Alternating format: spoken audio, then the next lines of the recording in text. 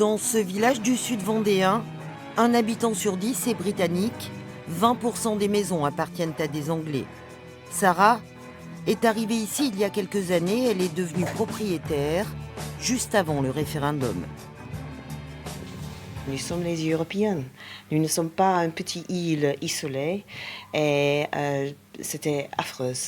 La nouvelle qu'on a voté de quitter, c'était pour moi un moment très très triste. Dans ce bar tenu par des Australiens, on ne parle que de ça.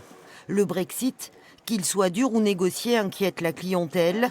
Rupert est un habitué, il est avocat et partage sa vie entre Londres et Vouvant. C'est un désastre, je crois, j'ai voté pour rester pareil, mais c'est une question difficile pour les Anglais parce que le pays est complètement divisé entre les deux et c'est la même chose dans le Parlement.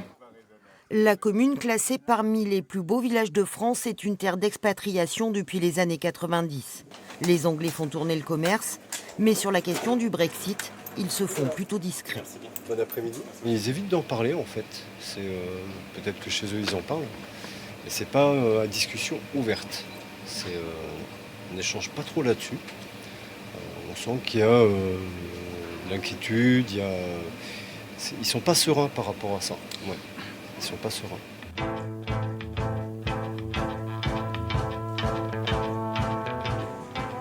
Hello Dee. Bonjour, How are you? ça va? Yeah, fine, thanks. Yeah. Okay.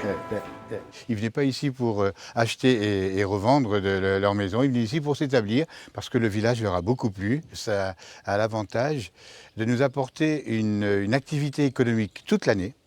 Et c'est ce qu'on recherche, évidemment, c'est la vie du village toute l'année et pas seulement pendant la saison estivale. Pour le maire, c'est sûr, même avec un accord, les Britanniques vont perdre gros, notamment la sécurité sociale. Certains pourraient donc repartir, d'autres prendre la nationalité française. Plusieurs administrés ont déjà entamé des démarches.